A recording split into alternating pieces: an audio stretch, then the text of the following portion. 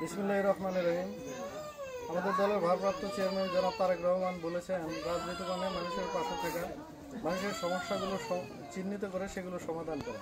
সেই চেতনাকে লালন করে শিবগঞ্জ উপজেলা বিএনপির সভাপতি অধ্যক্ষ মীর শাহ আলম এবং শিবগঞ্জ উপজেলা বিএনপির সিনিয়র সহসভাপতি মাহবুব আলম মানিক আমাদেরকে নির্দেশনা দিয়েছেন যে মানুষের পাশে থেকে সেই সমস্যাগুলো চিহ্নিত করে সেগুলো সমাধান করার যে নির্দেশনা দিয়েছেন, সেই নির্দেশনা অনুযায়ী মাদারহাটি ইউনিয়ন বিএনপি এবং অঙ্গ সহযোগী সংগঠন ইতিমধ্যে একটি সার্চ কমিটি গঠন করেছেন।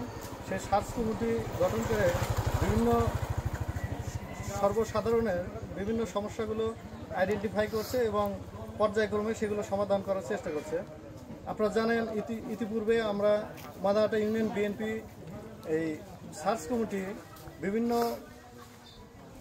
কর্মকাণ্ডের মধ্যে খাল খনন থেকে শুরু করে কৃষকদের ফসল পারাপারের জন্য গাংনই নদীর উপরে ইতিমধ্যেই একটি বাঁশের সাঁকো নির্মাণ করেছেন এবং বিভিন্ন রাস্তার সংস্কার করছেন। আজকে দেখছেন আমরা এই শীতলপাড়া থেকে ধাওয়াকান্দি পর্যন্ত এবং গাংনই নদীর উপর যে ব্রিজ আছে এই পর্যন্ত যে রাস্তাটি দেখছেন আজকে পূর্ণ সংস্কার হচ্ছে। ইতিপূর্বে এই রাস্তাটি কাদার কারণে চলাচলের অনুপযোগী হয়েছিল।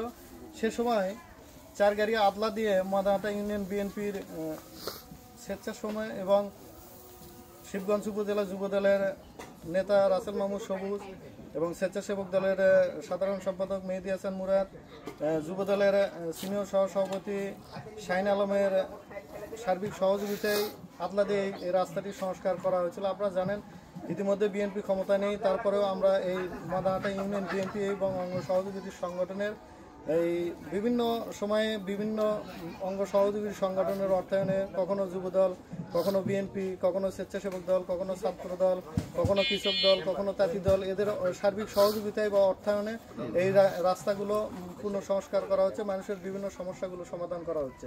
এবং বিএনপি আমরা বিশ্বাস করি আগামীতে, এখন বিএনপি ক্ষমতায় নেই, আগামীতে বিএনপি ক্ষমতায় আসলে এই কাজগুলো ব্যাপকভাবে সরকারিভাবে বিভিন্ন প্রজেক্ট দিয়ে এই কাজগুলো সমাধান করা হবে। যতদিন পর্যন্ত বিএনপি ক্ষমতায় আসতে পারবে না, ততদিন পর্যন্ত মাদারহাটি ইউনিয়ন বিএনপি এবং অঙ্গ সহযোগী সংগঠনের নেতাকর্মী এবং সার্বিক তত্ত্বায়নে এবং অর্থায়নে এই কাজগুলো পুনঃ সংস্কার করা হবে, সমাধান করা হবে ইনশাল্লাহ।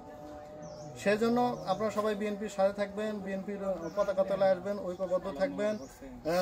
পরিশেষে শিবগঞ্জ উপজেলার 37-2 শিবগঞ্জ উপজেলা বিএনপির সভাপতি মীর শাহ আলম, অধ্যক্ষ মীর শাহ আলম ধানের শীষ মার্কায় ভোট দেবেন, দিয়ে তার পাশে থাকবেন, তার হাতকে শক্তিশালী করবেন এবং এই শিবগঞ্জ উপজেলাতে ব্যাপক উন্নয়ন, অবকাঠামো উন্নয়ন থেকে শুরু করে সর্বদিক থেকে একটি মডেল শিবগঞ্জ থানা গড়ার লক্ষ্যে তার হাতকে শক্তিশালী করে কাজ করবেন। সবাইকে ধন্যবাদ।